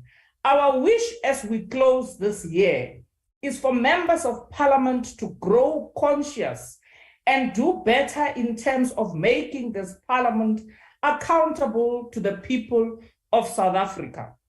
In closing, we want to wish all South Africans, Africans, and members of the diaspora safe and peaceful festive season as we continue to fight for the total emancipation. To the EFF Ground Forces, we want to wish you a safe, peaceful holidays, and we would like to take this opportunity to thank each and every one of our fighters for all their efforts in the fight for economic emancipation in our lifetime. The fight for economic freedom continues. We have reached 1 million in 1 year fighters. That is a clear sign that we are indeed taking over government come 2024. Thank you, Chairperson. Thank you, Honorable Mukase.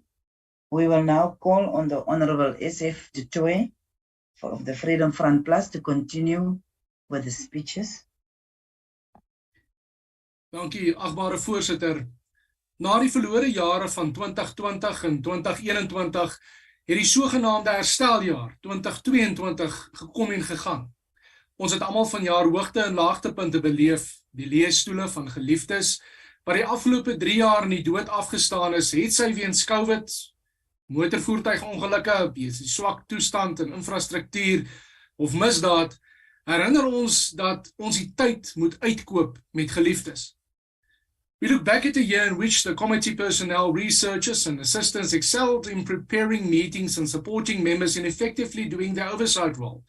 We acknowledge the important role of the interpreters, the legal minds and the parliamentary personnel, and we hope you enjoy your well-deserved rest over the festive season. Dankie aan ons eie politieke administratiewe personeel, assistente en navorsers en mediaspan, julle is inderdaad staatmakers. Without the Parliamentary Budget Office, National Treasury staff, the FFC and others, we would not have been able to compare the different views and share the insight that you bring to the table. Thank you for all your time and effort and patience. It's appreciated. Dankie aan die media wat oorsigbesoeke en komiteevergaderings en huissittings met valkoë dophou en beriggewing aan die burger doen. Dankie dat julle ons as LP's verteenwoordigers nie net van politieke partye nie, maar ook verteenwoordigers van die burgery verantwoordbaar hou en verseker dat die waarheid met die wêreld gedeel word. Dankie aan kollegas vir ondersteuning en advies gedurende die jaar. Dankie aan ons gesinne. In baie gevalle is julle die persone wat die meeste moet opoffer om ons as politici staande te hou. Dankie vir julle ondersteuning en gebede. Dankie aan ons kiesers, die persone wat julle stem aan ons toevertrou het, om namens julle te kan veg vir geregtigheid, vir regverdigheid en 'n voortbestaan vir minderhede in Suid-Afrika. Dankie vir julle volgehoue gebede en ondersteuning. Dankie dat soveel van julle jul hoop in die VF+ geplaas het, dat ons namens julle die vyand in die oë kan kyk, die onderdrukker in die bek kan druk en namens julle met persing en deursettingsvermoë en passie kan voortbeer vir ons volk en minderhede. Dankie aan die liewe Vader vir sy beskerming. Dankie dat ons van u afhanklik mag wees. Dankie dat u die drie-enige God, die enigste een is, wat gevrees mag word. Dankie vir die beloftes in die woord. Dankie dat ons daarin bemoediging kan kry. Dankie vir die wete dat u altyd met ons is en ons vooruitgaan en die stryd vir ons stry. Ons moet net gewillig wees. Met my God loop ek 'n bendestorm. Met my God spring ek oor 'n muur. Selfs jong manne struikel en val, maar die wat op die Here vertrou, kry nuwe krag. South Africa as a country faces a challenging few months that lies ahead. We must keep the faith, fight the good fight, and hold fast to the Lord. Suid-Afrika, hou vas in Psalm 50 vers 15. Roep my aan in jou dag van benoudheid. Ek sal jou uitred en jy moet my eer. Volhard tot die einde, behou die hoop. Ons het 'n gemeenskaplike doel, oorlewing. Ons bid julle geseënde Christusfees toe. Dankie voorsitter. Baie dankie, achtbare de Toy. Ek is nog, excuse toch, de volgende zal wees. The next to participate in the debate is Honorable Hadebe. Honorable Chairperson, members of Parliament, and all members of our parliamentary support staff. On behalf of our leader in Parliament, His Excellency Prince Mangoso Tukutelezi, and the entire AIIB Parliamentary Caucus, I want to thank you all for your work in ensuring that Parliament as an institution conducted its business and delivers upon mandate amidst a challenging and trying year. The past year has shown us that we as a people have a lot of work to do to bring about prosperity and dignity to our people. When we last parted ways for our recess period last December, we would not have imagined that the building of Parliament would face severe damage. Unfortunately, the slow pace in which we have attended to the damage has unfortunately become a characteristic of service delivery performance. For many, the burning of Parliament lacked significance in the democracy in which they saw solely fought for as hunger, thirst, and electricity is of greater priority. Let's not forget the added disappointment by the people of KZN and the Eastern Cape as the response of rebuilding their lives for the damaging floods has left them with little hope and confidence in the government. Colleagues, as we go into the Christmas and festive season, let's encourage safety of all our citizens. Let us be mindful of the sheer hunger people are facing. Remember the lost lives as we join hands in prayer at the dinner table. This is a time we need to take time to reconnect with our values, ethics, and responsibility to our communities. It has been an honor and a privilege to have worked alongside colleagues who understand that ours is often a difficult task that often filters across party lines and in the interest of our citizens. When the time comes to say goodbye to 2022, we must commit to a 2023 that will challenge and test our abilities to collaborate and bring through legislation that will reduce our unemployment rate. Many of us will not stop working during this period, but I urge us all to spend some time with our loved ones and recharge for the new year. Finally, a serious challenge within Parliament is protecting cadres as a priority over our constitutional requirements of accountability and transparency. We must take a position of principle, as some of the issues we have been faced with previously and may have been inconsistent to the current approach. May God bless members and the people of this country with peace and prosperity. I thank you. Particularly Africa. Honorable Launch, you can be an entire caucus even if you are just one. Honorable Lavskachny, you may continue with the debate. At least there will be no disagreement in that caucus, Deputy Chair. Honourable Chair, I want to start off by expressing our thanks and gratitude to all the personnel that makes it possible for us to do our part of parliamentary work. The committees section, the chamber staff, the translators and interpreters, the Hansard reporters, the office of the Chief Whip, the presiding officers, as well as all other supporting sections. Thank you for your support and willingness in our effort to uphold Parliament, in this case, the Ncop as an institution. A special word of thanks to my DA colleagues and support staff for your dedication, hard work, and willingness to go the extra mile. Our sincere condolences and empathy to every person who lost a member of their family or other loved ones, also to those who experienced other difficult life challenges. Before I highlight a few concerning aspects of the past year, I would like to wish everyone a safe and blessed festive season with your families and loved ones. I hope it will be a time to rest and re-energize to deal with all our challenges in 2023. As we come to the end of the parliamentary year of 2022, most members in this House will go on a well-deserved break with the belief that as the people they represent. And indeed, on the face of it, it may seem that way. We ventured out to our provinces in Provincial Week. We had a one-week committee oversight. We had a two-day talk shop in local government. We established a joint ad hoc committee for oversight in KZN on over the flood spending.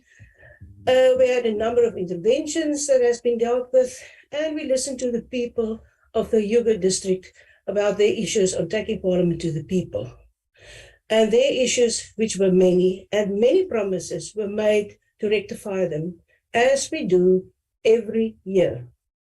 2022 will be remembered for many things, issues that matters to people's lives, their children's lives, and their future.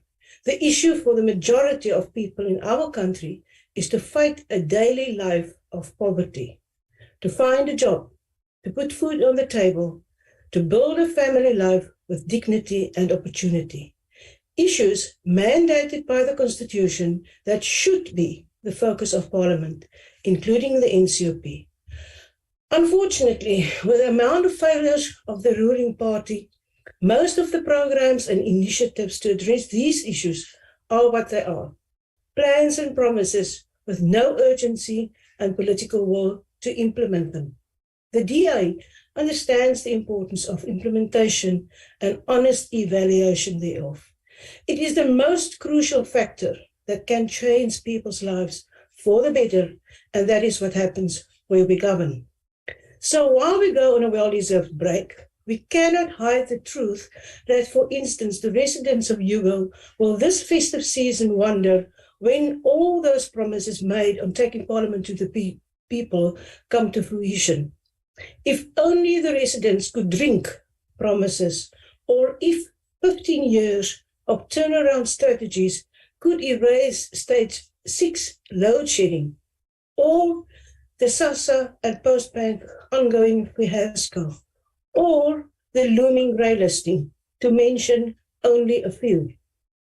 In 2023, I implore the presiding officers to not allow another instance where this House has to process a vital piece of legislation within the ambit of our democracy, and we are reduced to a mere rubber stamp of the National Assembly.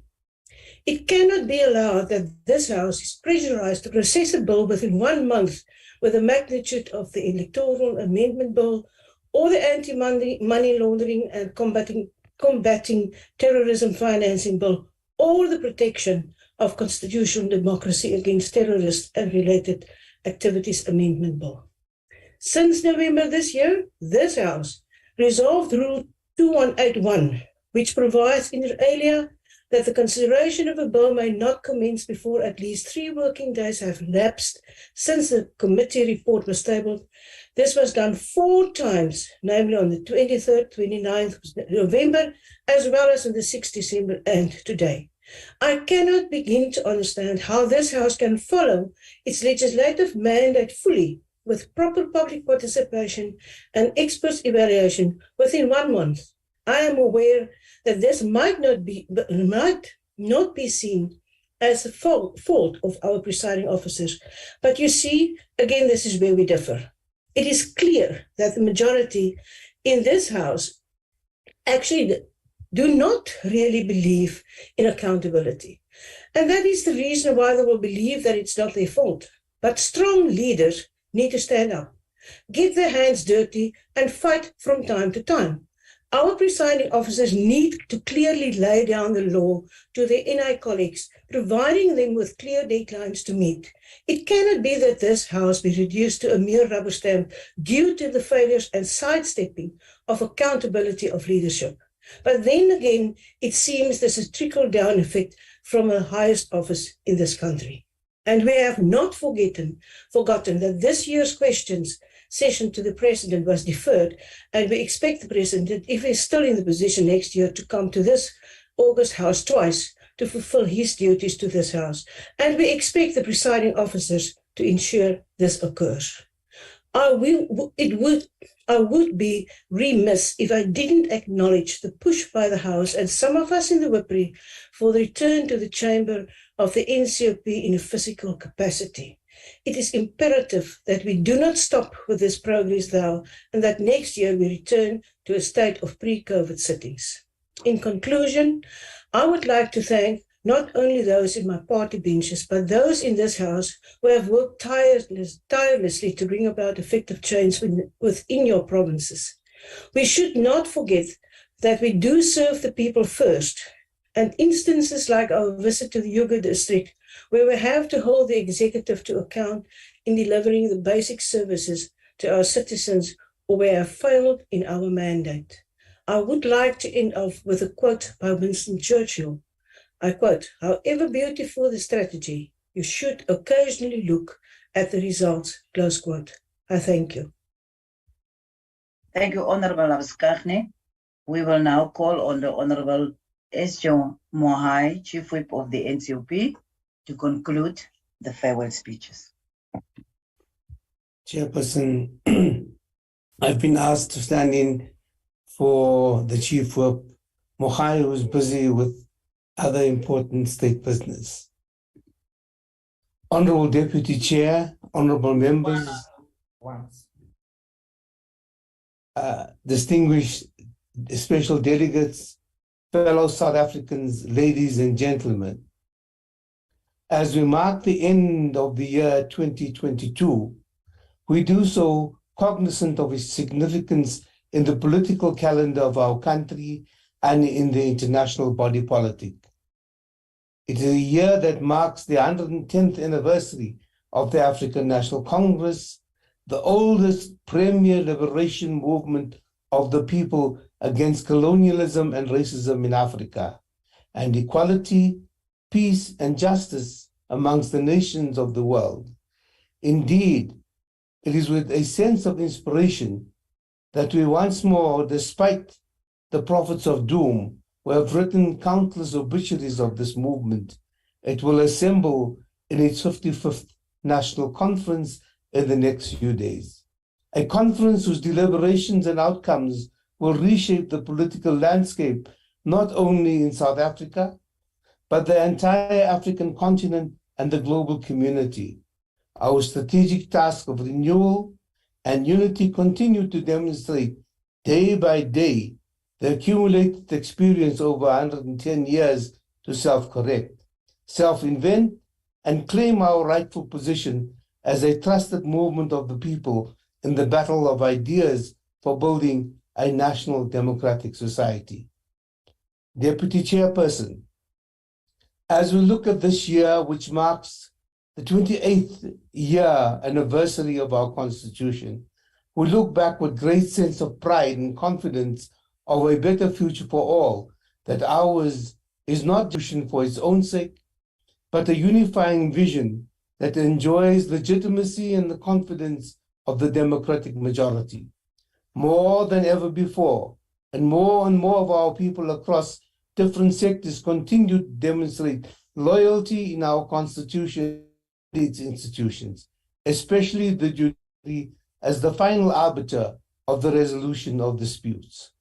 This we owe to the forebears of our liberation struggle and the architects of our Constitution, whose lasting vision for South Africa is that of a united, democratic, non-sexist, non-racial, peaceful, and prosperous society that cannot be articulated better than what the late former Nelson Mandela once said: "I cherish the ideal of a democratic and free society in which all persons live together in harmony with equal opportunities." It is an ideal which I hope for, to live for, and to achieve.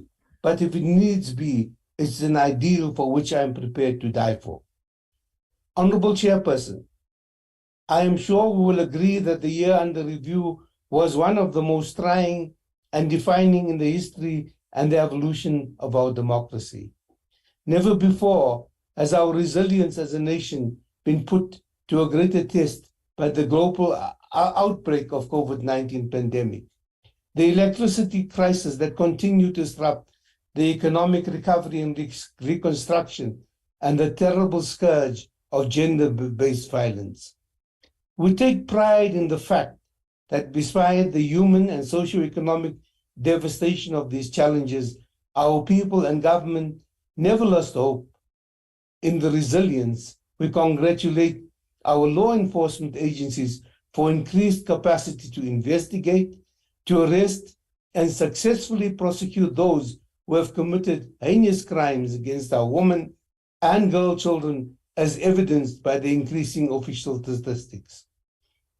As we stand here today, the National Prosecuting Authority has made significant arrests of many people who sought to enrich themselves with PPEs at the expense of our people. We salute the Special Investigation Unit, SIU, for the speedily securing for future orders against those who are facing serious criminal prosecutions for the theft of public funds meant for the people.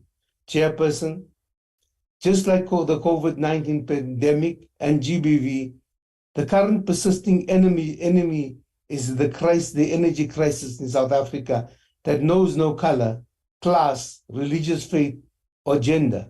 The persistence of load shedding and power outages does not only threaten economic recovery and reconstruction, but also the lives and livelihoods of our people, especially the poor and the weak, the vulnerable and the working class.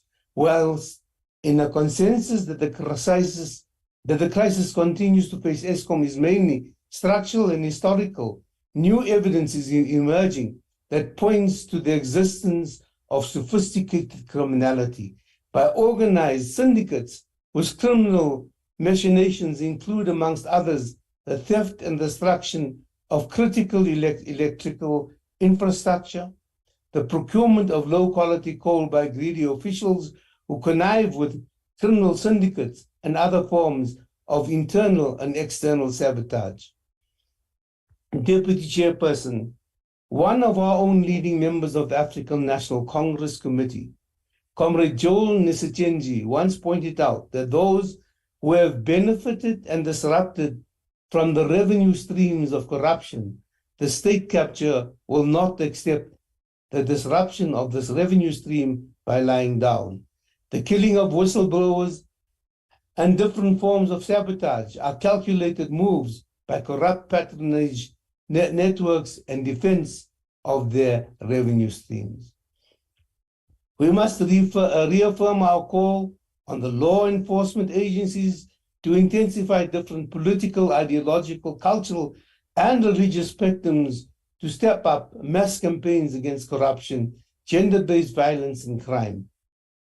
It takes humble effort, each one by one across the party political affiliations during the coming constituency period, to be in the forefront of reinvigorating our communities and the sector policing forums in our constituencies, to focus the attention of our people on these critical challenges.